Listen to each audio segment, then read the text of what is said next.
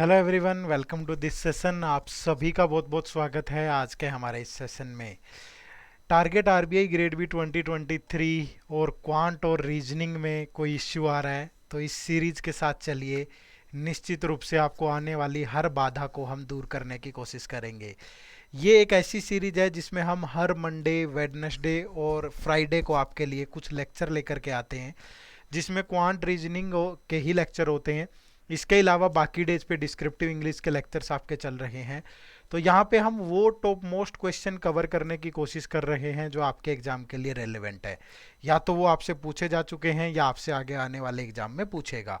तो आज बारी रीजनिंग की है और रीजनिंग में हम टॉपिक पढ़ेंगे ब्लड रिलेशन। इससे पहले रीजनिंग में हम 4-5 टॉपिक पढ़ चुके हैं, लेक्चर नंबर 5 है। जैसे पहले टॉपिक में हमने शिलोगिज्म पढ़ा था, तो टॉप 150 क्वेश्चन डालोगे और शिलोगिज्म डालोगे तो आपको वो लेक्चर मिल जाएगा। इसके बाद हमने इनइक्वालिटी, रैंकिंग, ये वाला पढ़ा था, और फिर हमने coding, decoding, machine input output, और उसके बाद डायरेक्शन सेंस, ये सब चीज़ें पढ़ी थी। तो आज हम ब्लड रिलेशन टॉपिक डिस्कस करेंगे। मैं आपको फिर से दोहरा दे रहा हूँ कि हम यहाँ पे वही टॉपिक चूज कर रहे हैं जो आपके एग्जाम के लिए रेलेवेंट है, और उनमें से टॉप 150 क्वेश्चन हम डिस्कस करेंगे।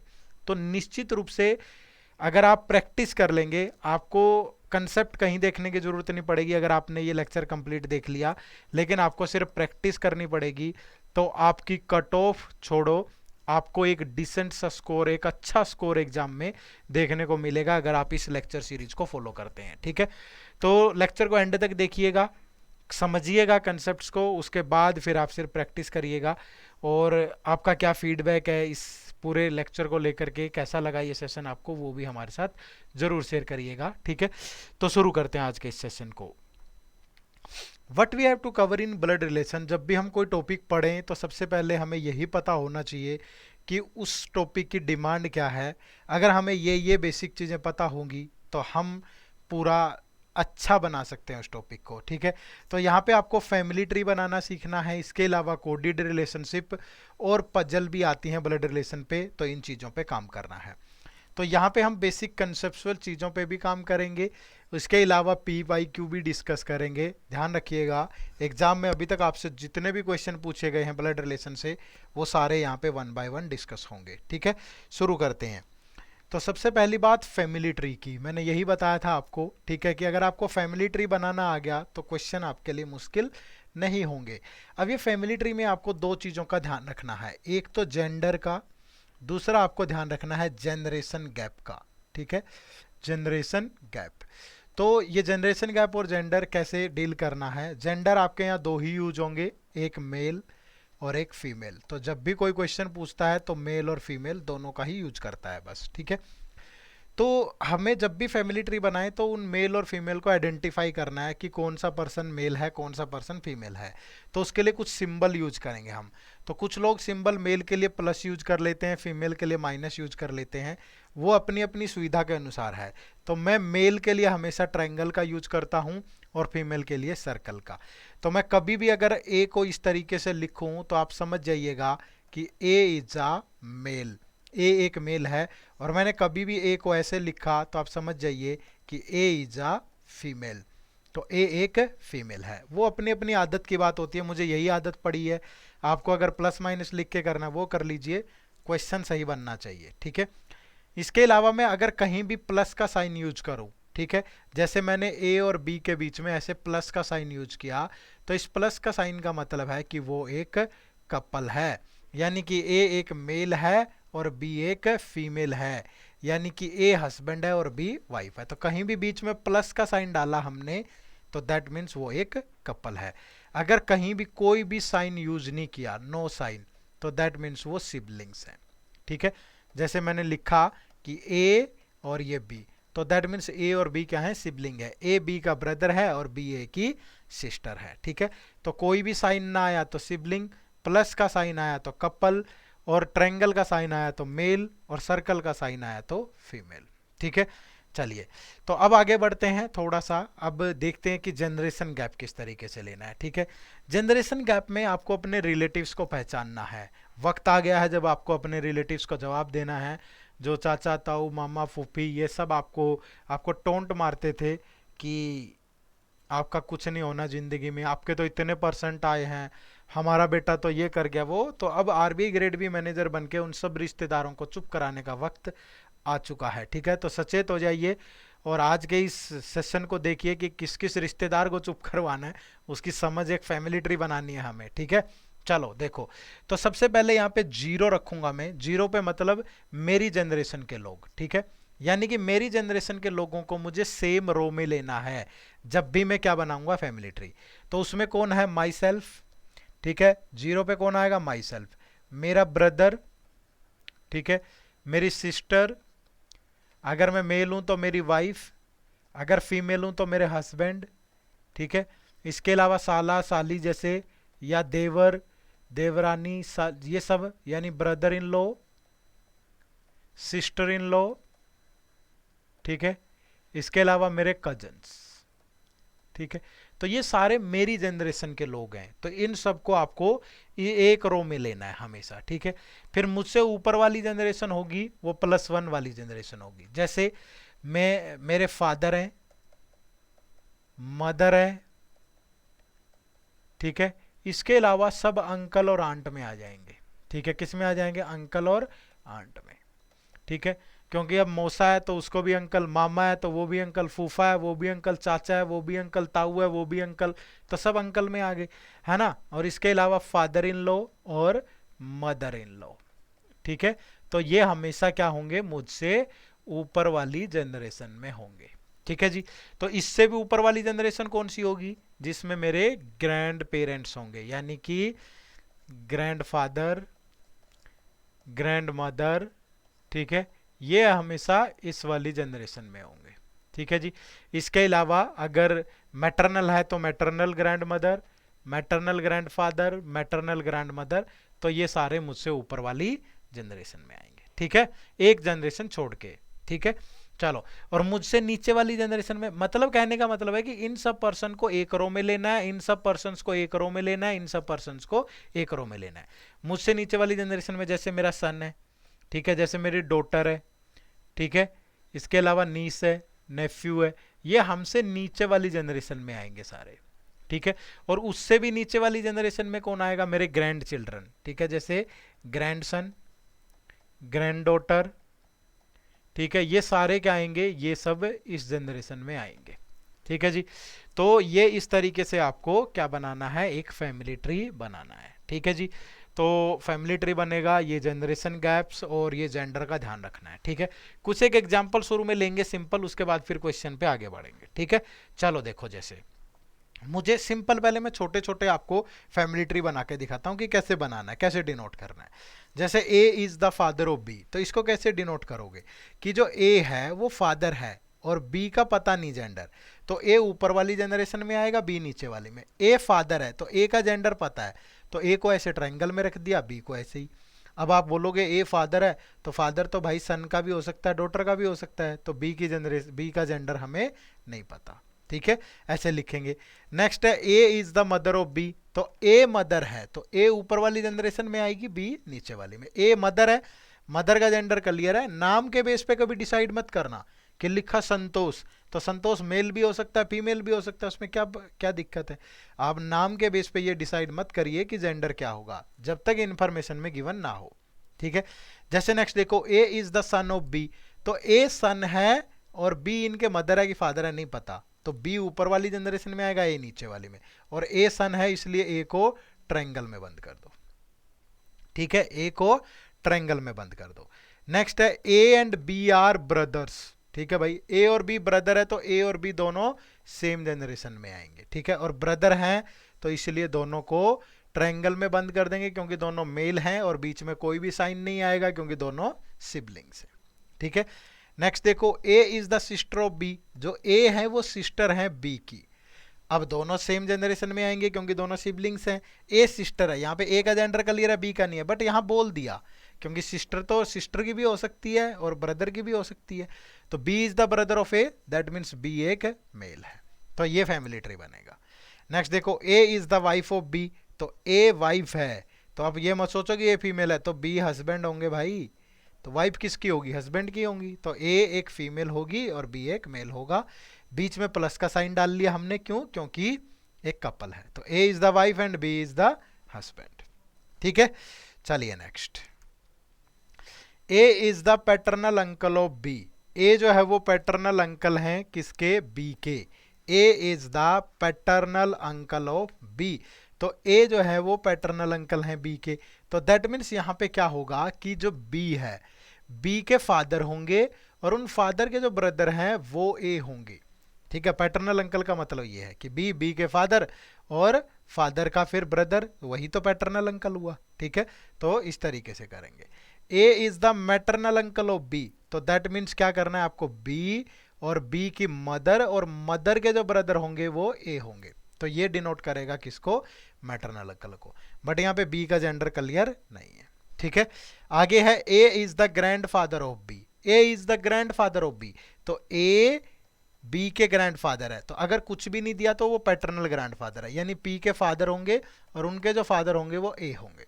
लेकिन अगर यहाँ पे मैटरनल होता, मैटरनल ग्रैंड फादर, वो क्वेश्चन पे भी डिपेंड करेगा कई बार कि अगर नहीं भी दे रखा, वो मैटरनल भी हो सकता है, पैटर्नल भी हो सकता है, वो सिचुएशन देखी जाएगी क्वेश्चन की। अदरवाइज कुछ नहीं दिया तो वो ग्रैंड फादर मतलब पैटर्नल ही मानते हैं।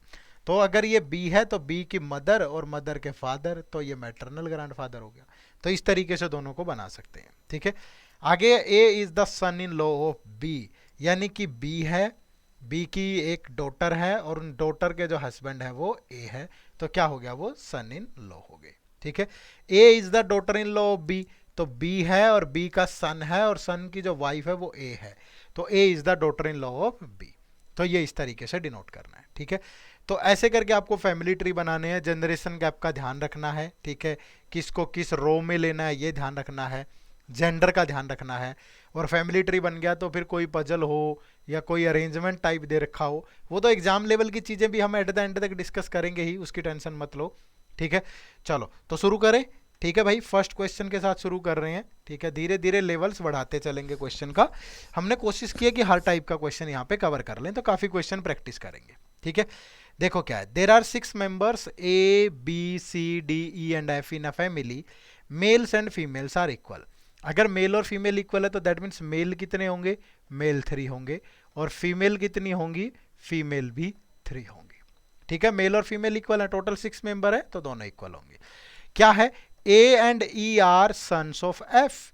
ए और ई जो है वो एफ के सन है। सबसे पहले तो ये एफ है भाई, और ए और ई इनके सन है, तो दैट मीन्स ये इनसे नीचे वाली जनरेशन में आएंगे, और दोनों सिबलिंग हैं, दोनों मेल हैं, तो इसलिए उनको ट्रायंगल में रख लिया हमने और बीच में कोई भी साइन नहीं डाला। ठीक है, आगे देखो, D is the mother of 2, 1 boy and 1 girl.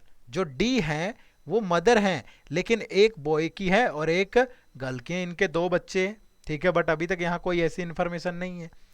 Next है B is the son of A. अगर बी सन है ए का तो बी ए से नीचे वाली जनरेशन में आएगा भाई, है ना।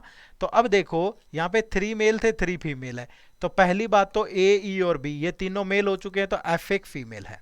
ठीक है, दूसरा, अब डी के 2 चाइल्ड हैं, एक मेल है और एक फीमेल है, तो दैट मीन्स ए और डी मैरिड होंगे, तभी तो इनके 2 चाइल्ड होंगे, बी और एक डॉटर होगी सी।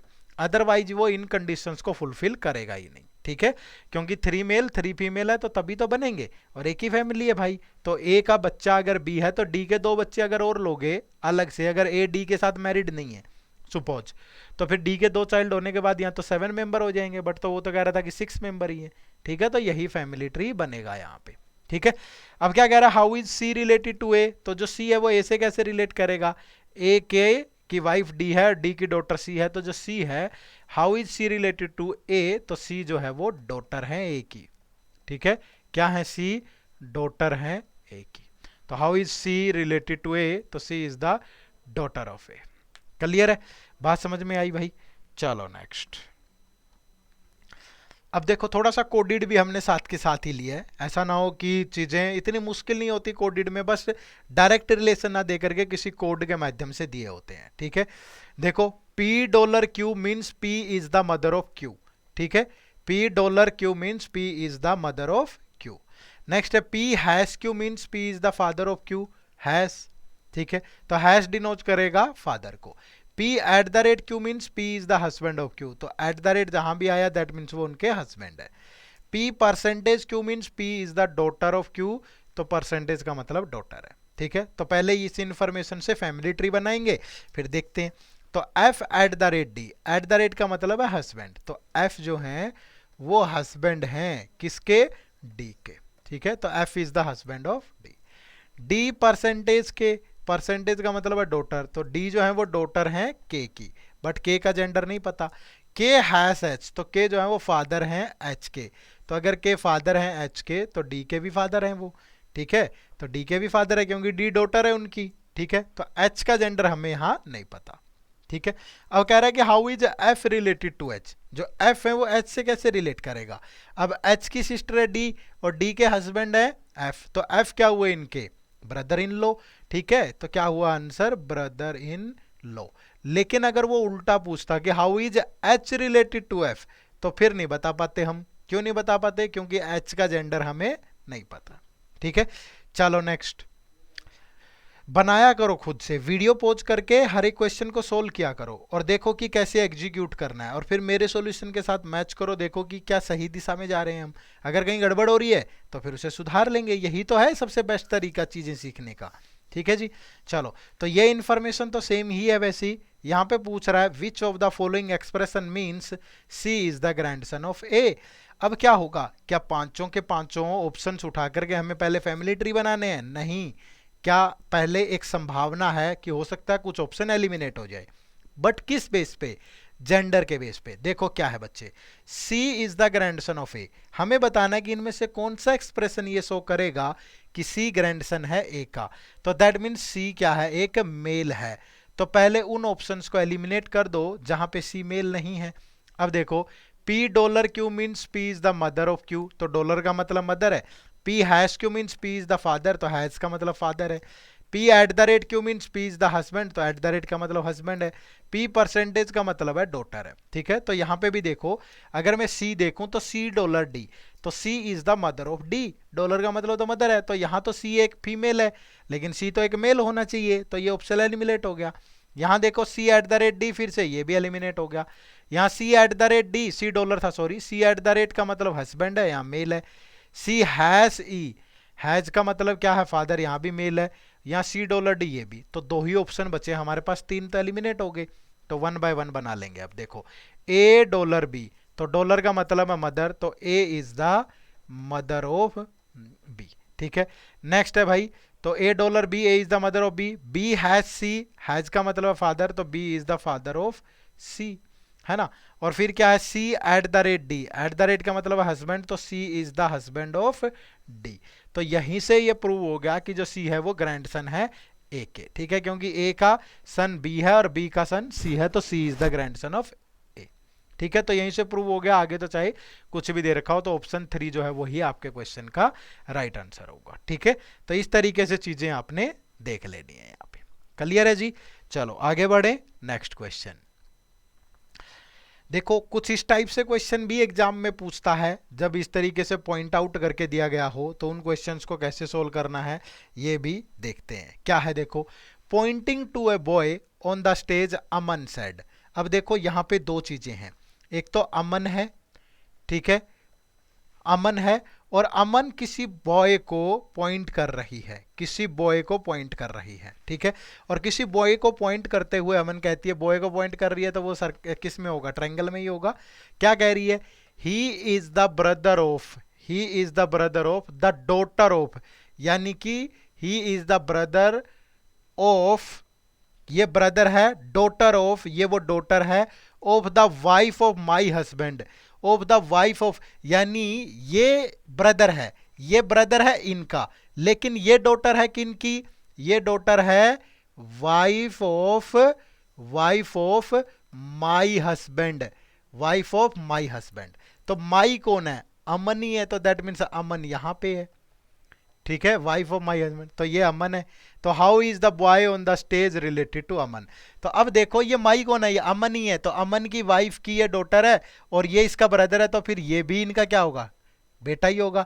तो दैट मीन्स अमन की वाइफ का बेटा अमन का क्या हुआ, बेटा ही हुआ ना। तो दैट मीन्स वो क्या कैसे रिलेट कर रहा है, सन से। तो आपको इस तरीके से पॉइंट करना होता है चीजों को कि ही इज, ये he is the brother of the daughter, ये ब्रदर है किसका, इसका, और ये डॉटर है किसकी, वाइफ ऑफ माई हस्बैंड। बस, यानी चीजों को जोड़ना है। तो how is the boys on the stage related to Aman, तो Aman is related to that कि वो बॉय उसका सन होगा। ठीक है, option number A is the right answer. Next देखो, जैसे क्वेश्चन नंबर 5 भाई, वीडियो पॉज करो, पहले खुद से ट्राई करो, उसके बाद फिर मैच करना। देखो क्या है, if Neha a women says, ये नेहा है, एक वीमेन है, ठीक है, ये कह रही है कि प्रियंकाज फादर जयपाल, ये प्रियंका है, नाम से जज नहीं करना, हमें नहीं पता प्रियंका क्या है, मेल है कि फीमेल है, हम नहीं जानते, लेकिन प्रियंका के फादर हैं, प्रियंका के फादर हैं Jaipal. Is the only son, ये ओनली सन है, ये ओनली सन है of my father in law. ठीक है, यानी ये जो पर्सन है ये फादर इन लॉ है, किसका, नेहा का। ठीक है, ऐसे रिलेट करना है। ओ ही इज द, ही मतलब ये Jaipal is the only son of my father in law, यानी नेहा कह रही है तो ये इनके सन है। ठीक है, ओम प्रकाश, और इन फादर इन लॉ का नाम है Om Prakash. Then how is रूहानी who is sister of Priyanka, जो रूहानी है वो सिस्टर ऑफ प्रियंका है। ठीक है, रिलेटेड टू ओम प्रकाश, तो जो रूहानी है वो ओम प्रकाश की क्या लगी। ठीक है भाई, जो रूहानी है वो ओम प्रकाश की क्या होगी। तो अब देखो, जो रूहानी है, पहली बात तो यहां पे नेहा इनकी वाइफ है, जयपाल की वाइफ है। क्यों है वाइफ, क्योंकि ये इनके फादर इन लॉ हैं, और ये जो जयपाल है ये इनके ओनली सन है, तो दैट मीन्स नेहा इनकी वाइफ है, तभी तो वो फादर इन लॉ बनेंगे। तो ये फैमिली ट्री बन गया। देखो कितना आसान है चीजों को जोड़ना। तो वो कह रहा है कि रूहानी का ओम प्रकाश से क्या रिलेशन है। ठीक है, तो हाउ इज रूहानी रिलेटेड टू ओम प्रकाश, तो रूहानी जो है इनकी ओम प्रकाश की वो ग्रैंड डॉटर है। ठीक है, क्या है, ग्रैंड डॉटर, क्योंकि ओम प्रकाश का सन जय, उनकी वाइफ नेहा, और इन दोनों के बच्चे होंगे प्रियंका और रूहानी। तो answer is option number E. Clear है, आगे बढ़े नेक्स्ट क्वेश्चन। देखो भाई, मैंने कहा था धीरे धीरे धीरे लेवल बढ़ाते चलेंगे चीजों का। ठीक है, तो क्वेश्चन नंबर 6 और 7 के लिए इंफॉर्मेशन है यहाँ पे, study the following information and answer the given question. क्या है, D is father of A, जो डी है वो फादर हैं ए के, डी जो है वो फादर हैं ए के, तो ए का जेंडर नहीं पता हमें अभी। आगे देखो, D is married to P, तो डी जो है वो पी से मैरिड हैं, तो दैट मीन्स पी उनकी वाइफ होगी। ठीक है, P is mother of J, जो पी है वो जे की मदर है। ठीक है, और P has only one daughter, P की एक डॉटर है, एक डॉटर है। ठीक है, तो ए और जे में से कोई भी हो सकती है, वो हमें नहीं पता। जे इज मैरिड टू यू, जो जे है वो यू से मैरिड है, बट हमें नहीं पता कि जे मेल है कि फीमेल है, या यू मेल है कि फीमेल है। लेकिन यहां देखो, you is son of L, तो अगर यू सन है एल का, तो दैट मीन्स जे इनकी डॉटर होगी पी की। समझ रहे हो ना, तभी तो मैरिड होगी। अगर वो मेल होता तो मेल मेल कैसे मैरिड होते।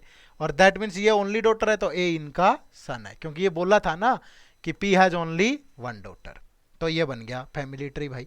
अब देखो क्वेश्चन क्या है, how is J related to L, जो जे है वो एल से कैसे रिलेट करता है। तो जो जे है वो एल इनका सन है, एल सॉरी यू एल का सन है, और यू की वाइफ जे है, तो ये इनकी क्या हुई, डॉटर इन लॉ। तो ऑप्शन नंबर ई, कि एल का सन यू है और यू की वाइफ जे है, तो वो क्या हुई, उनकी डॉटर इन लॉ। ठीक है जी, next, how is A related to you, जो ए है वो यू से कैसे रिलेट करेगा भाई। तो जो जे है, जे का ब्रदर है ए, तो जो ए है वो इनका ब्रदर इन लॉ होगा। तो option number B is the right answer. ठीक है, चलो नेक्स्ट क्वेश्चन। कहा था धीरे धीरे धीरे धीरे बढ़ता चलेगा लेवल। ठीक है, स्टेप बाय स्टेप होता है ना कोई भी चीज। मैं पहला ही क्वेश्चन पजल दे दूं आपको, कुछ समझ में नहीं आएगा कैसे करना है, पहले बेसिक तो सीखो ना, फैमिली ट्री कैसे बनाना है, चीजें कैसे लगानी है, धीरे धीरे जाओगे तभी बोलोगे। ठीक है, चलो देखो, study the following information and answer the given question. क्या है, जे इज सिस्टर ऑफ टी, जो जे है वो सिस्टर है किसकी, टी की, और T is married to D, जो टी है वो डी से मैरिड है, बट कौन हस्बैंड वाइफ है हमें नहीं पता। D is father of R, D father हैं, तो फादर है तो टी एक फीमेल होगी भाई, क्योंकि दोनों मैरिड है। और D is father of R. आगे देखो, M is son of H. अभी इंफॉर्मेशन नहीं है इतनी, तो इसको होल्ड कर लो। M is son of H. T is mother in law of H. जो टी है वो मदर इन लॉ है एच की, इसको भी थोड़ा सा होल्ड कर लेते हैं। D has only one son and no daughter. D का कोई भी सन नहीं है, सॉरी एक सन है और कोई भी डॉटर नहीं है, तो दैट मीन्स ये आर इनका सन है। अब टी मदर इन लॉ है एच की, तो दैट मीन्स एच जो है वो आर की वाइफ है।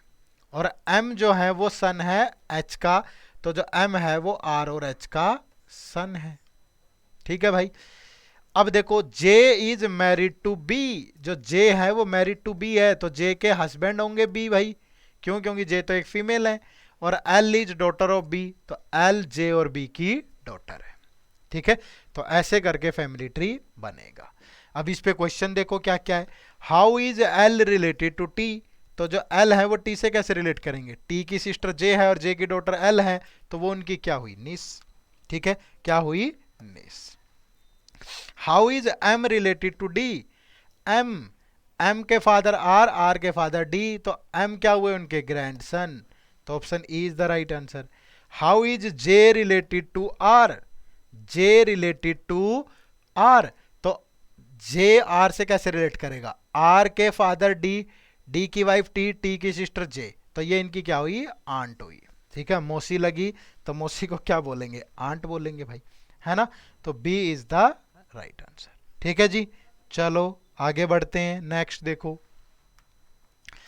Study the following information carefully to answer the question given below. Question हमने नेक्स्ट स्लाइड पे लिए हैं, यहाँ पे इंफॉर्मेशन है।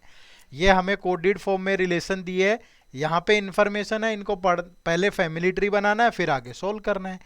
अब देखो क्या क्या इंफॉर्मेशन है। A star B means A is mother of B, तो स्टार जहां भी आया दैट मीन्स वो मदर है। ठीक है, A has B means A is the father, तो हैज का मतलब फादर है। A question B means A is the wife of B. A exclamatory B means brother of B. A copy का मतलब sister. A dollar B means daughter. ठीक है भाई, तो अब इसको देखो, इंफॉर्मेशन को फैमिली ट्री बनाओ और फिर क्वेश्चन का आंसर करो। एक बार फैमिली ट्री बनाना आ गया तो कमांड है टॉपिक पे, फिर नहीं गलत होती चीजें। ठीक है, थोड़ा प्रैक्टिस तो करनी पड़ेगी, और जब भी एग्जाम में पूछेगा 3 से 5 क्वेश्चन पूछेगा, है ना? देखो, जे स्टार एम, स्टार का मतलब है मदर, तो J is the mother of M. ये जे है, जे मदर है एम की। ठीक है, एम हैज जी, तो हैज का मतलब है फादर, तो एम जो है वो फादर है जी के भाई। ठीक है, जी डॉलर सी, डॉलर का मतलब है डॉटर, जी जो है वो डॉटर है सी की। एक बात बताओ, एम इनके फादर है तो सी इनकी मदर होगी, क्योंकि सी की डॉटर है तो, और एम इनके फादर है, तो दैट मीन्स एम और सी मैरिड होंगे, तभी तो ऐसा पॉसिबल होगा, है ना? नेक्स्ट है सी कॉपी पी, कॉपी का मतलब है सिस्टर, तो C is the sister of P, but we don't know about the gender of P. P question O, question का मतलब है वाइफ, तो P is the wife of O, तो P is the wife of O, P और O married है। ठीक है, O has Q, has का मतलब है फादर, तो O is the father of Q, तो Q इनका चाइल्ड है। ठीक है, तो ये फैमिली ट्री बनेगा हमारे पास, और अब इस पे बेस्ड क्वेश्चंस को देखते हैं। ठीक है, चलो देखो भाई क्या है। पहला है, who is the grandmother of G. G के ग्रैंड मदर कौन होंगे? देखो बच्चे, ये जी है, जी के ग्रैंड मदर, जी के फादर एम, एम की मदर जे, तो जे जो है वो इनके ग्रैंड मदर हो गए, तो option number B is the right answer. ठीक है, नेक्स्ट देखो, who is brother in law of C, C के ब्रदर इन लॉ, तो ये सी है भाई, सी के ब्रदर इन लॉ, तो सी की सिस्टर पी और पी के हस्बैंड ओ, तो सी के ब्रदर इन लॉ कौन? ओ, तो यानी option A is the right answer. ठीक है, नेक्स्ट देखो, how many married couple are there in the family, तो कौन कौन मैरिड है भाई? तो एम और सी मैरिड है, पी और ओ मैरिड है, तो how many married couple? There are 2 married couple, तो option number C is the right answer. ठीक है भाई, तो ये बनेगा पूरा का पूरा फैमिली ट्री। मजा आ रहा है? मजा आना चाहिए। एक बार जब चीजें देखो, शुरुआत में तो तकलीफ होगी, आपको ध्यान रखना है किसको किस एज। अब मैंने पूरा आपको स्टार्टिंग में बता दिया कि जनरेशन गैप ऐसे रखते हैं, इस रो में ये आएगा, तो अपने रिश्तेदारों को सोचना शुरू कर दो। अच्छा मेरी बुआ इसमें आएगी, फूफा जी इसमें आएंगे, चाचा ताई मामा मामी ये सब इसमें आएंगे, ठीक है, बाकी इसमें आएंगे, बाकी इसमें आएंगे। तो ऐसे बनाना है। जेंडर के लिए क्या साइन यूज करने हैं वो ध्यान रखो, फीमेल के लिए क्या करना है, मेल के लिए वही, कपल के लिए क्या यूज करना है, सिबलिंग के लिए क्या यूज करना है। बस हो गया क्वेश्चन सोल्व, ठीक है। चलो नेक्स्ट देखो, एक बहुत शानदार सा क्वेश्चन हमने लिया है, इसी टाइप से क्वेश्चन ये लेवल आखिरी होगा एग्जाम में, ठीक है। इससे बड़ा मुश्किल क्वेश्चन देगा तो फिर एग्जाम में आपको स्किप करना पड़ेगा, इतना टाइम भी नहीं है आपके पास, ठीक है। तो इससे ज़्यादा लेवल नहीं देगा जो क्वेश्चन मैं अभी आपसे डिस्कस कर रहा हूँ, इससे ज़्यादा लेवल आता है तो फिर आपको स्किप ही करना पड़ेगा, कोई चारा नहीं है, ठीक है भाई। क्योंकि टाइम भी तो एक वहाँ पे दिक्कत है ना, मिनट तो 45 ही है, क्वेश्चन 60 है, कैसे सोल्व करोगे। देखो क्या है, 8 family members ABCDEFG and H are sitting around a circular table either facing inside और आउटसाइड, ठीक है। Not more than 2 family member are facing the same direction successively. Successively का मतलब होता है एक के बाद एक, मतलब लगातार ऐसे बैठे हुए, ठीक है। There are 3 male and 5 female in the family. तो जो मेल हैं वो 3 हैं और जो फीमेल हैं वो 5 है, जो फीमेल है वो 5 है, ठीक है भाई। तो there are 2 unmarried members only, ठीक है, जो अनमैरिड लोग हैं, अनमैरिड वो भी 2 हैं, ठीक है जी। तो ये चीज आपको ध्यान में रखनी है, ठीक है। तो 8 फैमिली मेंबर्स हैं, किसी सर्कल में बैठे हुए हैं, सम आर फेसिंग इनसाइड और सम आर फेसिंग आउटसाइड। तो एक तरफ फैमिली ट्री बना लेंगे, एक तरफ ये, क्योंकि दोनों चीजें चाहिए हमें।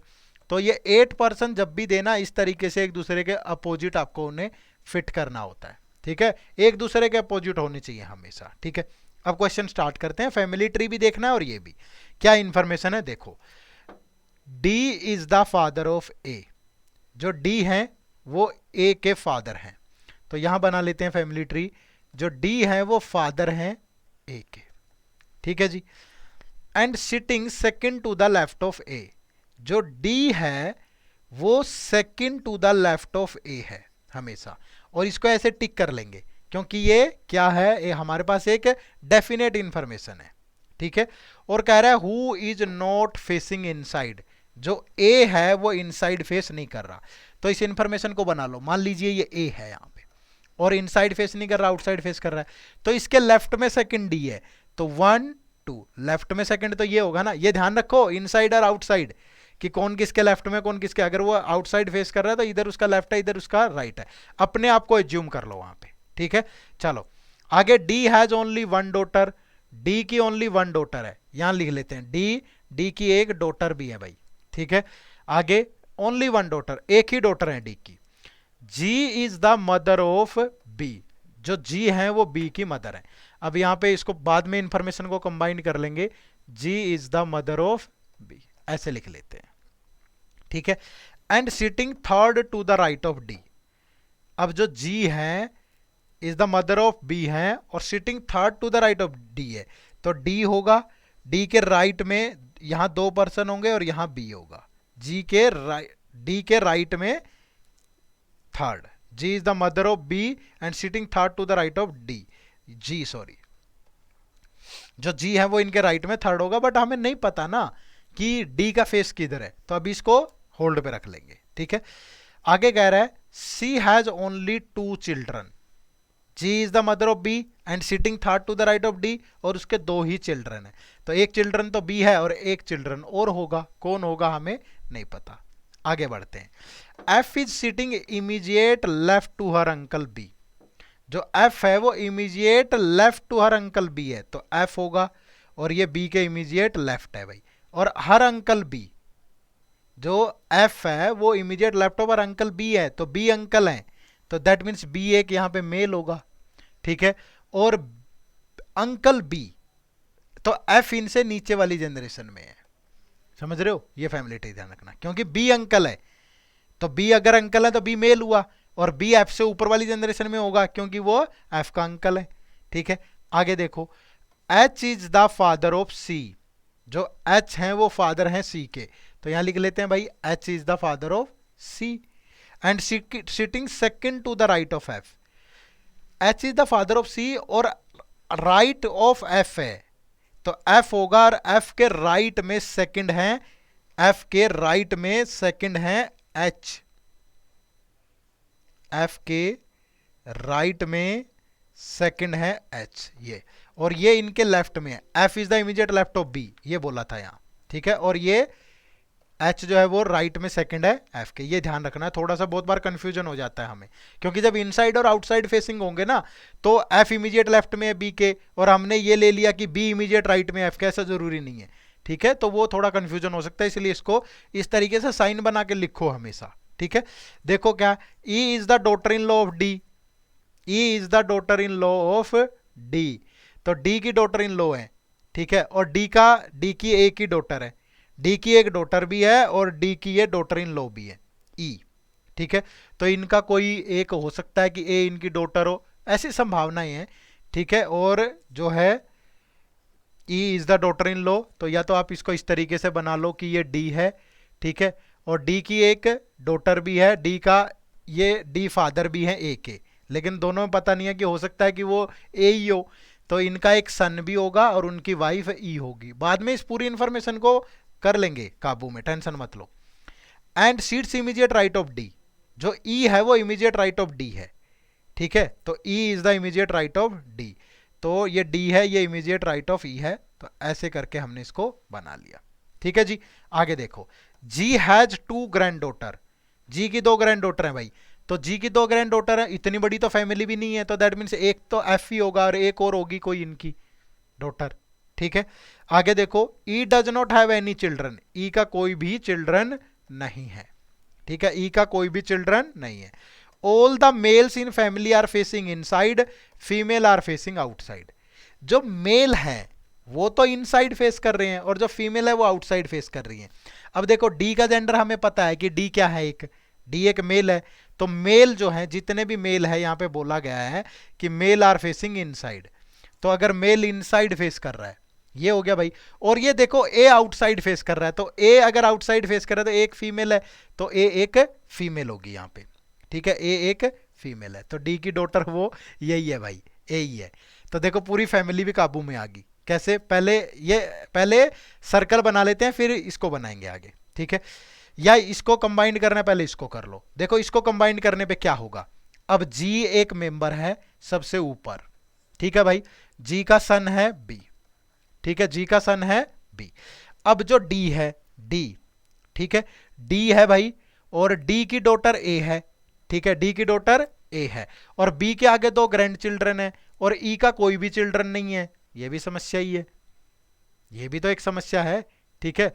तो अब इसको किस तरीके से लें, अगर जी और डी मैरिड हैं सपोज, इस तरीके से कंबाइन करके देखते हैं कि जी और डी मैरिड है, क्योंकि 8 तो मेंबर है यार, इतनी बड़ी फैमिली थोड़ी होगी कि अलग अलग बन जाए, जी और डी के मैरिड होने की पूरी संभावना है, एक बार चेक कर लो, नहीं बना फिर दूसरे तरीके से देखेंगे कि जी और डी मैरिड है, तो डी की एक डॉटर है और इनका एक सन है, क्योंकि जी और डी मैरिड है तो इनकी एक ही डॉटर है, क्योंकि डी की एक ही डॉटर है, तो ये चीज सोल्व होगी, ठीक है।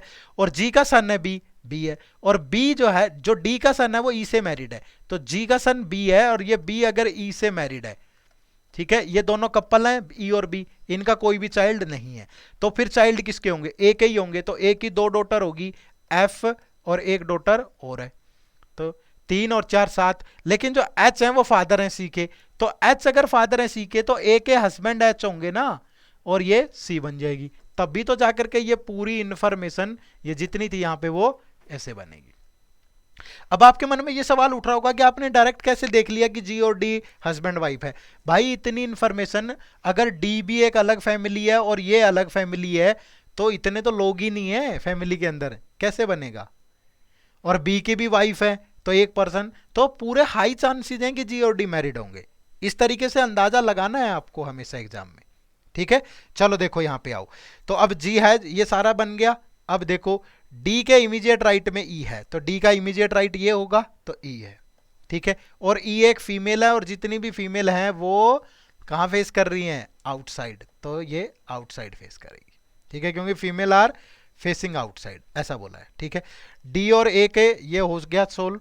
डी के राइट में सेकंड, थर्ड जी है, यही था ना, जो G is the mother of B and sitting third to the right of D, D के राइट में थर्ड, 1 2 थर्ड, तो ये जी है, और जी क्या है, एक फीमेल है, तो फेसिंग आउटसाइड होगा, तो ये भी सोल्व हो गया, ठीक है, ये भी हो चुका है। और ये एफ और बी और एफ और एच के बीच में एक पर्सन है भाई, ठीक है। तो एफ और बी इमीडिएट एक दूसरे के अगल बगल बैठे हुए हैं, ठीक है। लेकिन एक चीज देखो कि जो एफ है वो बी के लेफ्ट में है, ठीक है, और बी एक मेल है, तो पोजीशन तो यही दोनों हो सकती है ना, क्योंकि एफ और बी एडजेसेंट है, तो यहां और यहां तो आएंगे नहीं, तो यहीं पे आएंगे दोनों जगह, एफ और बी एडजेसेंट है ना। तो अगर एफ बी के इमीडिएट लेफ्ट में है, तो अगर मैं यहां पे बी लूं, सपोज यहां पे बी ले लिया हमने, अगर यहां पे बी लिया हमने और बी को कर दिया आउटसाइड फेस, तो एफ की पोजीशन ये हो जाएगी, एफ की पोजीशन ये होगी, और एफ क्या है, एक फीमेल है, और फीमेल आउटसाइड फेस करेगी। अगर आउटसाइड फेस करेगी तो इसके राइट में सेकंड एच है, तो यहाँ पे एच आना चाहिए, तो एच नहीं आएगा यहाँ पे, तो दैट मीन्स बी की पॉसिबिलिटी यहाँ नहीं है। तो हो सकता है बी यहाँ पे हो, और बी यहाँ पे है, बी मेल है, तो बी इनसाइड फेस करेगा, ठीक है, बी इनसाइड फेस करेगा, और बी के इमीडिएट लेफ्ट में एफ है, तो एफ की पोजीशन ये होगी, और एफ क्या है, एक फीमेल है, तो एफ आउटसाइड फेस करेगा, और एफ के राइट में सेकंड एच है, तो 1 2 एच की पोजीशन ये होगी, ठीक है। और एच क्या है, एच एक मेल है, तो मेल है तो इनसाइड फेस करेगा, क्योंकि सारे मेल इनसाइड है, तो एक पर्सन बच गया सी, इसकी पोजीशन कहां होगी, सी की पोजीशन इनसाइड होगी, सॉरी आउटसाइड, क्योंकि फीमेल सारी आउटसाइड है, और सी एक क्या है, फीमेल है, ठीक है भाई, बात समझ में आई। तो इस तरीके से आप इस क्वेश्चन को बना सकते थे आराम से। टाइम तो लगेगा यार, अरेंजमेंट सर्कुलर अरेंजमेंट भी है और ये भी है, लेकिन इससे मुश्किल नहीं पूछेगा एग्जाम में। आप ये नहीं कह सकते कि सर आपने एग्जाम लेवल के क्वेश्चन नहीं करवाई, वो भी करवा रहा हूं मैं प्रैक्टिस यहाँ पे, ठीक है। चलो अब क्वेश्चन देखते हैं क्या है। देखो फर्स्ट क्वेश्चन क्या है, who is sitting second to the left of G's daughter in law.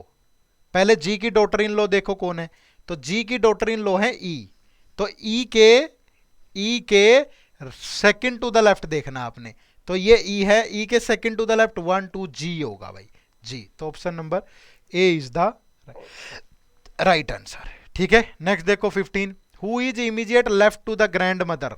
अब ग्रैंड मदर कौन है भाई, तो ग्रैंड मदर तो जी है, जी के इमीडिएट लेफ्ट में कौन है, जी के इमीडिएट लेफ्ट में कौन है, एफ, तो F is the right answer, option number D.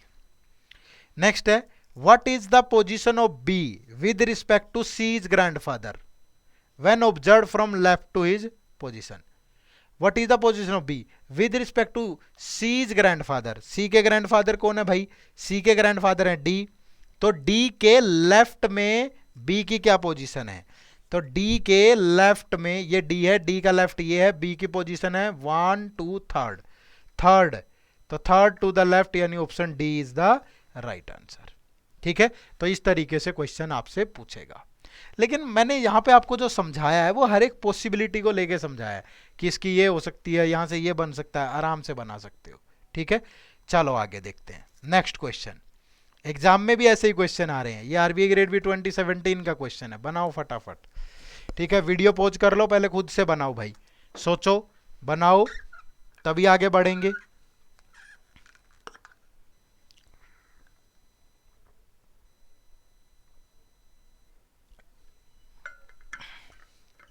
Seven people है, प्रैक्टिस तो करनी पड़ेगी आपको, मैं आपको एक आइडिया दे रहा हूं कैसे चीजें सोल्व होंगी, लेकिन प्रैक्टिस करनी है भाई सबको। 7 पीपल हैं भाई, P Q R S T U and V, ठीक है, ये लोग हैं, are related to each others in some or the other way, each person is of a different age, हर पर्सन की एज डिफरेंट है। आजकल इस टाइप के क्वेश्चन बड़ा ट्रेंडिंग में, ध्यान रखना इसको, but not necessarily in the same order. It is assumed that the husband is older than the wife, जो हस्बैंड है उनकी एज वाइफ से ज्यादा है, ये आपको सोचना है, ठीक है। देखो क्या है, T is older than V, T is older than V मतलब टी बड़ा है वी से, but younger than U, U से छोटा है। मैं इस तरीके से लिख रहा हूं ऑर्डर में, ऊपर से नीचे, कि यू से छोटा है टी और वी से बड़ा है, ठीक है। आगे क्या है, P is the mother of Q, जो पी हैं वो मदर हैं क्यू की, तो अगर मैं कहूं कि ये पी है, ये मदर है क्यू की, क्योंकि पी का जेंडर तो क्लियर है, मदर है। R is the sister in law of P, जो आर है वो सिस्टर इन लॉ है पी की, तो अगर सिस्टर इन लॉ हैं पी की, तो यही होगा कि पी के हस्बैंड होंगे और उनकी जो सिस्टर होगी वो ही बनेगी। सिस्टर इन लॉ तो और कैसे बन सकती है, पी के हस्बैंड होंगे या भाभी हो, ठीक है, या तो भाभी हो, भाई की वाइफ हो, ठीक है, या हस्बैंड की वाइफ हो, वो देख लेते हैं फिर। सॉरी, हस्बैंड की वाइफ नहीं, हस्बैंड की सिस्टर हो या भाई की वाइफ हो, या तो ब्रदर की वाइफ हो या हस्बैंड की सिस्टर हो, तभी बनेंगी। तो इसको होल्ड पे रख लेते हैं, इसको ऐसे नहीं बनाते, ठीक है, इसको ऐसे नहीं बनाएंगे। ये दोनों दोनों पॉसिबिलिटी है, यहाँ पे लिख लेते हैं पी की सिस्टर इन लॉ है आर, ठीक है, दोनों के बीच में ऐसा रिलेशन डाल लेते हैं। सिस्टर इन लॉ है, अभी नहीं पता कि ब्रदर की वाइफ है या फिर हस्बैंड की सिस्टर है, ठीक है। चलो आगे क्या है, आर इज अनमैरिड। अब आर इज अनमैरिड है, तो अनमैरिड है तो फिर ब्रदर की वाइफ तो नहीं होंगी, तो दैट मीन्स फिर एक ही पॉसिबिलिटी है कि पी के हस्बैंड है और उनकी सिस्टर आर है भाई, ठीक है। दो ही पॉसिबिलिटी बनती थी, या तो ब्रदर की वाइफ हो या फिर हस्बैंड की सिस्टर हो। तो ब्रदर की वाइफ नहीं है क्योंकि अनमैरिड है, तो फिर हस्बैंड की सिस्टर हो सकती है। तो क्या हो गया यहाँ पे, P is the mother of Q और R is the sister in law of P, और पी आर इज अनमैरिड, ठीक है। आगे देखो क्या है, आर इज अनमैरिड है, ये ध्यान रखना। T is the daughter in law of S. अब ये देखो, जो टी है वो डॉटर इन लॉ है, जो एस है एस का सन होगा और उनकी वाइफ टी होगी, इसको होल्ड पे रखते हैं, ठीक है। S is the eldest member of the family. अब एस सबसे ऊपर वाली जनरेशन में है, ये पक्का है, कहाँ है नहीं पता, इसको होल्ड पे रखते हैं। S is the eldest member, ठीक है। अगर हस्बैंड वाइफ हुआ फिर तो एस क्या होगा, हस्बैंड होगा भाई, मेल होगा, क्योंकि हस्बैंड की एज ज्यादा है वाइफ से, लेकिन पता नहीं, आगे देखते हैं क्या है, ठीक है। U is the father of only R and V. R and V के फादर हैं U, only R and V, तो आर है फिर ये वी होगा और यू इनके फादर है, ठीक है। तो हो सकता है कि अगर यू इनके फादर हैं लेकिन एस का की डॉटर इन लॉ है टी, लेकिन यहां से तो नहीं बन सकता भाई डॉटर इन लॉ टी, क्योंकि वी मैरिड तो पी के साथ है, वी तो पी के साथ मैरिड है, तो दैट मीन्स एस और यू का रिलेशन नहीं है हस्बैंड वाइफ का, समझ रहे हो, एस और यू का रिलेशन नहीं है हस्बैंड और वाइफ का, ये चीज हमें ध्यान में रखनी पड़ेगी, ठीक है। एस हो सकता है कि इससे ऊपर वाली जनरेशन में हो, एस यहां भी हो, यहां जरूरी थोड़ा ही है। देखते हैं कि यू की वाइफ तो हो सकती है टी, ये थोड़ा बोला था कि इस जनरेशन में है, ठीक है। वो आगे संभावनाएं देखेंगे, एक बार के लिए आगे दौड़ाते हैं इसको, क्वेश्चन को देखते हैं कि क्या इंफॉर्मेशन है। आगे देखो, you does not have any sibling. You के कोई सिबलिंग नहीं है, यू का कोई सिबलिंग नहीं है। V does not have any son. V का कोई सन नहीं है, तो पी और वी की ये फिर डॉटर है, क्यों, क्योंकि इनका कोई सन नहीं है। R is older than V. जो आर है वो ओल्डर है वी से, R is older than V, तो आर बड़ा है वी से। आगे देखो, the third eldest member of the family is 54 year old. जो थर्ड एल्डेस्ट मेंबर है उसकी एज है 54। The youngest member of the family is 4 year old. जो यंगेस्ट है उसकी एज है 4 ईयर ओल्ड, ठीक है जी। अब देखो, अब आर तो अनमैरिड है भाई, ठीक है, तो इनका बेटा वी है, वी मैरिड है पी के साथ, और इनका जो डॉटर है वो क्यू है। तो एस की डॉटर इन लॉ है टी, तो एस फिर यू की मदर होंगी, लेकिन मेल है कि फीमेल है नहीं पता, लेकिन उसने बोला S is the eldest member of the family. Eldest member है, अगर वो मेल हो चाहे फीमेल हो, अगर वो यू की चाहे मदर है चाहे फादर है, तो टी इनकी, क्योंकि यू का कोई सिबलिंग नहीं है तो यू मैरिड होगा ना फिर, और तो कोई रास्ता बनेगा ही नहीं आपके पास। लेकिन एस मेल है कि फीमेल है ये आपको नहीं पता, ठीक है, एस मेल है कि फीमेल है ये आपको नहीं पता। लेकिन ये बोला गया था कि कहीं पे ऐसा कुछ था, द थर्ड, कि each person is differented but not necessarily in the same order. It is assumed that the husband is older than the wife. T is older than V but younger than U. P is mother of Q. R is the sister in law. S is the eldest member of the family, ठीक है। और are तो अभी तक तो gender S का कहीं ध्यान में नहीं आता है, ठीक है। बाकी देखते हैं क्या है, ठीक है। अब एक सीक्वेंस बनाएं तो एस सबसे बड़ा है, ठीक है, और हस्बैंड वाइफ से ग्रेटर है, तो यू बड़ा होगा टी से, ठीक है। अब इनमें देखें तो बोला था कि R is older than V, तो अगर आर ओल्डर है वी से, तो वी तो ओल्डर है पी से, क्योंकि husband is older than wife. तो आर और R is older than V, और V is older than P, और P is older than Q. जो थर्ड मेंबर है उसकी एज है 54, और जो ओल्डेस्ट है उसकी एज है 4। तो ये बन गया हमारे पास। ठीक है, देखते हैं अब क्या होगा, बनाते हैं। ठीक है भाई, आगे बनाते हैं, देखते हैं क्वेश्चन क्या है, उसी के बेस पे डिसाइड करेंगे बाकी चीजें। ठीक है, चलो देखो क्या है। क्वेश्चन नंबर 17 है, if in the given arrangement q plus V is 31। अब देखो q की एज तो 4 है, तो v की होगी 27, क्योंकि q तो सबसे छोटा है और यंगेस्ट की एज जो है वो 4 है। तो q 4 है तो v की एज होगी 27। तो what is the possible age of r? r की एज क्या होगी?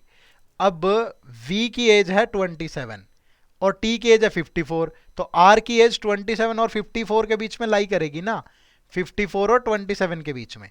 तो 54 और 27 के बीच में 27 तो हो नहीं सकती, 56 भी नहीं हो सकती, नीचे भी नहीं हो सकती, ऊपर भी नहीं हो सकती, तो 30 ही हो सकती है भाई। ठीक है, चलो next. If p is 24 years old, अगर p की एज है 24 year, then what will be the sum of age of p and t? p की एज है 24, t की है 54, t की तो 54 है, तो p और t का सम कितना होगा? दोनों का सम करोगे तो 78। तो option number B is the right answer. Third है भाई 19 में, देखो how is t related to q? t related to q, तो ये t है, ये q से कैसे रिलेट करेगा? अब q के फादर v है, v की मदर t है, v की मदर t है, तो how is t related to q? जो t है जो उनकी ग्रैंड मदर है भाई। तो option number A, how is t बोला है तो t उनकी ग्रैंड मदर है। आगे देखो, who among us the following is R younger than V? Younger than V, V से छोटा कौन है?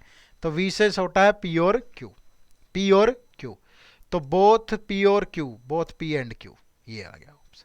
ठीक है, if m is married to s, then how is s related to r?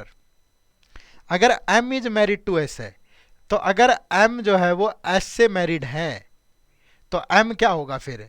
m mail होगा, m मेल होगा। लेकिन ये कैसे कह सकते हैं हम? ये तो थोड़ा सरप्राइज सा हो गया। If m is married to s, then how is s related to r? हाँ, उसने बोला था कि s जो है वो ओल्डेस्ट मेंबर है, तो दैट मीन्स फिर s मेल होगा ना, s मेल होगा, क्योंकि husband is older than wife, और यहाँ बोला था s is the eldest member, तो फिर m एक फीमेल होगी। ठीक है, तो यहाँ पे m क्या हो जाएगी? एक फीमेल हो जाएगी, क्योंकि s जो है वो एल्डेस्ट मेंबर है। ठीक है, तो वो कह रहा है कि then how is s related to r? तो s कैसे रिलेट करेगी? फिर r अनमेरिड है, r के फादर u है, u की मदर s होगी, सॉरी फादर तो ग्रैंड फादर बनना चाहिए। तो option number C is the right answer. ठीक है, m is married to s, then how is s related to r? क्योंकि husband is older than this, तो option number C is the right answer. ठीक है, चलिए next. ये RBI grade B 2018 का question है, 2018 में पूछा गया क्वेश्चन है। देखो बनाओ, कितना शानदार क्वेश्चन है भाई।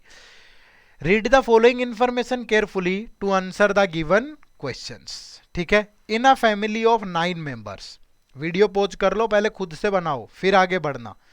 Jyotsna, Lavanya, Mahesh, Megha, Prem, Priya, Ram, Supriya and Vijay. There are 2 married couple in the family, 2 married couple हैं। Further following information is known.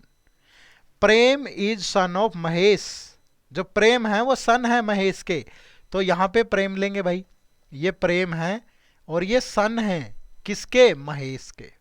Mahesh का जेंडर हमें नहीं पता। आगे देखो, प्रेम इज मैरिड टू प्रिया, तो प्रेम की शादी हो रखी है प्रिया के साथ, तो प्रिया इनकी वाइफ होगी। ज्योत्सना इज सिस्टर ऑफ प्रिया, जो ज्योत्सना है वो सिस्टर हैं प्रिया की, तो यहां ज्योत्सना आ जाएंगी। Lavanya is daughter of Prem's father Mahesh, Prem's father Mahesh, तो दैट मीन्स महेश एक मेल है, क्योंकि ये प्रेम के फादर हैं। प्रेम अगर सन है महेश का और महेश अगर फादर है प्रेम का, तो महेश एक मेल हुआ ना। और लवन्या इनकी डॉटर है, लवन्या इनकी डॉटर है, तो दैट मीन्स लवन्या और प्रेम क्या है भाई? भाई बहन है, सिबलिंग्स है। And C is married to Ram son Vijay, जो लवन्या है ये विजय के साथ मैरिड है। और विजय राम के सन हैं, लेकिन ये नहीं पता कि राम का जेंडर क्या है। ठीक है, प्रभु श्री राम से तो कौन ही दूर है, ठीक है, कौन नहीं जानता, लेकिन यहाँ नाम से जज नहीं करना। ठीक है, चलो। Jyotsna is aunt of both Supriya and Megha. जो ज्योत्सना है आंट है सुपीरिया और मेघा की, तो दैट मीन्स वो प्रिया के ही बच्चे होंगे, तभी तो आंट होंगी वो। तो ज्योत्सना, अरे यार, सुपीरिया और मेघा की आंट है, तो सुपीरिया और मेघा इन्हीं के बच्चे होंगे, बट दोनों का जेंडर नहीं पता। विजय हैज नो चाइल्ड, विजय का कोई भी बच्चा नहीं है। ठीक है जी, तो ये बन गया फैमिली ट्री। अब देखते हैं क्वेश्चन कैसे कैसे हैं। देखो पहला question 22, how is Ram related to Lavanya. Ram क्या है लवन्या के, तो राम जो है वो लवन्या के फादर इन लॉ भी हो सकते हैं, मदर इन लॉ भी, क्योंकि विजय सन है ना, राम का जेंडर क्लियर नहीं है, तो मदर इन लॉ भी हो सकते हैं, फादर इन लॉ भी। तो क्या होगा, आइदर ए और बी। ठीक है, अगर यहां आइदर ए और बी ना होता तो आंसर होता कांट बी डिटरमाइंड। आगे देखो, how many male members are there in the family, can't be determined. क्यों, क्योंकि हमें 3 लोगों का जेंडर नहीं पता, ना राम का पता, ना सुपीरिया का पता, ना मेघा का पता। ठीक है, नेक्स्ट है, who is the paternal aunt of Megha. Megha की पैटर्नल आंट, मेघा के फादर हैं प्रेम, प्रेम की सिस्टर है लवन्या, तो Lavanya is the paternal aunt. समझ रहे हो, मैटरनल पूछता तो ज्योत्सना हो जाती, क्योंकि ज्योत्सना प्रिया की सिस्टर है। ठीक है, नेक्स्ट है, if Mahesh is married to Sucheta, how is Sucheta related to Supriya. अगर महेश की शादी सुचेता के साथ हो जाए तो सुचेता रिलेटेड टू सुपीरिया, तो सुपीरिया के फादर है प्रेम, प्रेम के फादर महेश, महेश की वाइफ सुचेता, तो वो उनकी क्या होंगी, ग्रैंड मदर। तो how as Sucheta related to Supriya, तो वो उनकी ग्रैंड मदर होंगी। तो option C is the right answer. ठीक है भाई, चलो। तो ये आरबीआई ग्रेड बी 2022 का क्वेश्चन है, बट ऐसा ही सेम क्वेश्चन मैंने अभी आपको करवाया था थोड़ी देर पहले, तो मैं चाहता हूं कि थोड़ी सी मेहनत आप भी करो। तो ये आप लोगों के लिए होमवर्क है। ठीक है, कमेंट करके मुझे बताना कि इस पर्टिकुलर इंफॉर्मेशन को सोल्व करने के बाद दिए गए इन 3 क्वेश्चंस का आंसर क्या होगा। तो इन तीनों क्वेश्चन का आंसर 26, 27, 8 क्वेश्चन नंबर टाइप करके, साथ में आंसर टाइप करके ऑप्शन नंबर मुझे बताइएगा कि क्या आंसर होने वाला है। मैं वेट करूंगा आप सभी के आंसर्स का। ठीक है, चलिए, तो थैंक यू वेरी मच, आप सबको बहुत बहुत शुक्रिया इस सेशन को इतना प्यार से अच्छे से देखने के लिए। एक आइडिया दे दिया, कंसेप्ट भी बता दिया, ऐसे ऐसे क्वेश्चन आते हैं, चाहे कोडिड वाले हों, चाहे पॉइंटिंग फॉर्म वाले हों, चाहे पजल वाले हों, पीवाईक्यू भी करवा दिए, फैमिली ट्री भी बनाना सिखा दिया है। अब आपको प्रैक्टिस करनी पड़ेगी। ऐसा नहीं है कि वीडियो देखने से ही कुछ हो जाएगा, प्रैक्टिस नहीं करोगे तो कुछ नहीं होगा, एग्जीक्यूट भी तो करो ना। ठीक है, तो ये लेक्चर आपको कैसा लगा कमेंट करके मुझे जरूर बताना, यही मेरे लिए एक मोटिवेशन है, सो दैट इतने अच्छे लेक्चर्स हम लेके आते रहे आप लोगों के लिए। प्रैक्टिस जरूर करिए, और जो होमवर्क क्वेश्चन दिया है उसका आंसर जरूर बताना है आप सबने। ठीक है, चलो फिर मिलते हैं किसी और सेशन में इसी जोश और उत्साह के साथ। आप सबका बहुत बहुत शुक्रिया, थैंक यू वेरी मच, जय हिंद। इसी तरीके से मेहनत करिए, एक दिन आपको सफलता जरूर मिलेगी, यही मेरी प्रभु से कामना है। ठीक है, चलिए बाय बाय, टेक केयर।